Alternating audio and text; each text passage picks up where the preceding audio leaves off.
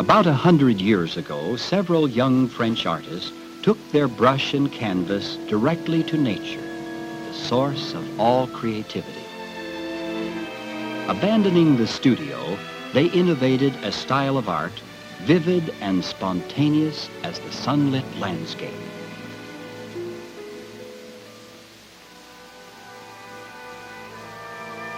This is Claude Monet, leader of the group, painted by his friend Renoir. He discovered that sunlight vibrates as it filters through leaves. Shadows flutter as the wind drifts by. Reflections shift constantly in the breeze, and colors change every few minutes, taking on new tones and tints. All appearances are momentary. These painters no longer searched for the permanent grandeur and the infinite space as the old masters had done.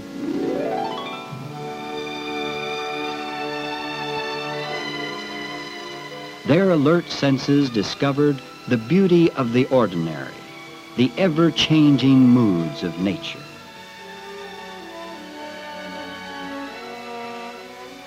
Painting these fleeting impressions, they were called Impressionists, as a term of ridicule, but they accepted this name with pride.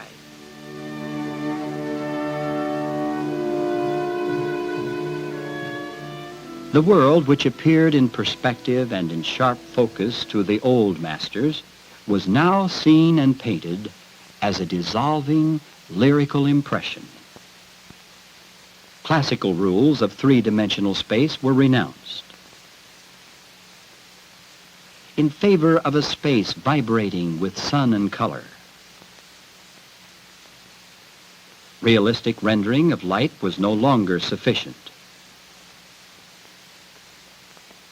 Now light itself, shimmering and reflecting, became all-important. Traditional realistic truth was abandoned. Art became the personal vision of an enchanting moment. How did it all start? Perhaps with Edouard Manet's realization that things look different in daylight than in the studio. Though Monet, seen at the easel, was a prophet of the new art, he remained by inclination a studio painter, as verified by this self-portrait. Yet, befriending the young Impressionist, he acquired a little boat and transformed it into a floating studio. Summer days were spent exploring the country with Claude Monet, whom he painted on their studio boat.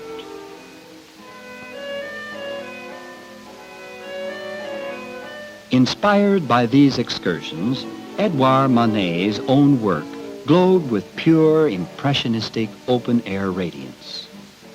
Thus, from the beginning, water became a favorite subject, challenging painters to capture the dancing sunlight on rippling waves. To create this effect, Renoir used fine individual lines and rapid, broken brush marks. Claude Monet pioneered the technique of multiple small dots and dashes of pigment. Paint was no longer applied in solid patches, but in fleeting touches. Why? Because of the discovery that light vibrates. Water mirrors the sensation of vibrating light, breaking up and mingling with the perpetually moving waves.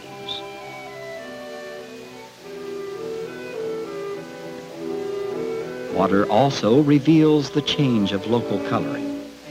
Green, for example, looks pure and brilliant under certain light conditions. It differs in tone when shadows fall, and takes on new hues as the sun changes position. The only thing permanent is the creative artistry of the sun. Sunlight brightens every flower it shines upon, revealing its sheen and luminosity of color.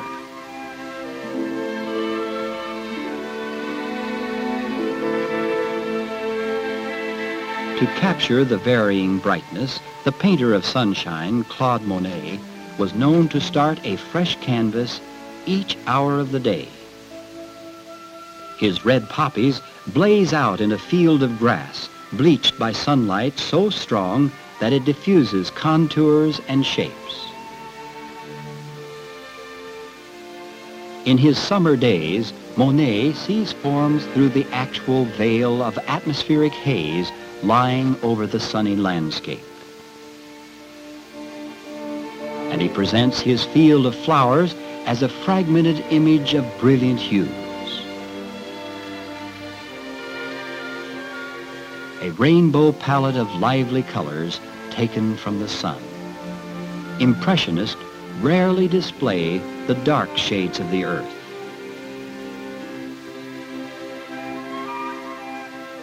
Color stands for sunlight. It must be applied radiantly. Sunlight vibrates and changes abruptly. The brushwork, therefore, becomes irregular and spontaneous, as demonstrated here by Pissarro. This inspiring concept freed the artist to color the world as brightly as reality or his own imagination demanded. To Renoir, color expressed spring, gaiety, youth. Always capturing the joy of life, his work reflects the optimistic belief of the late 19th century that a new era of happiness had dawned.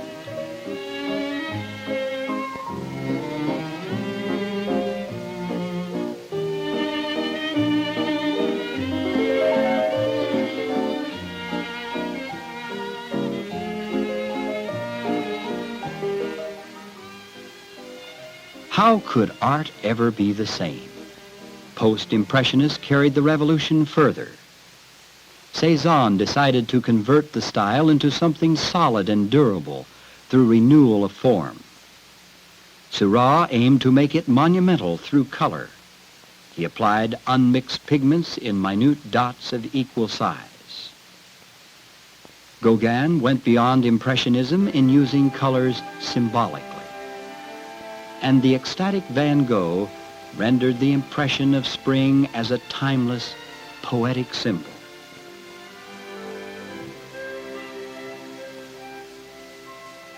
The contemplation of nature could never be the same. Any casual glance reveals to the perceptive viewer the artistic effects of sun and atmosphere, light and color.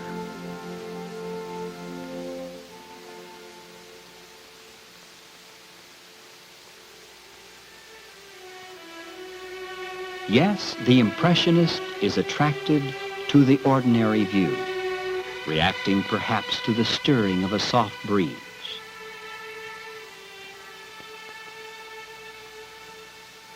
He presents a new vision of nature, fleeting as the sunshine shimmering on wind-blown water.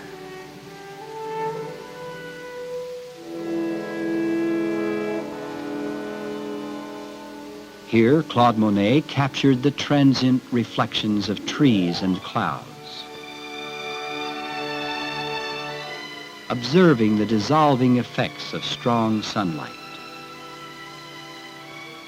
Monet transformed this impression into an image radiant with color.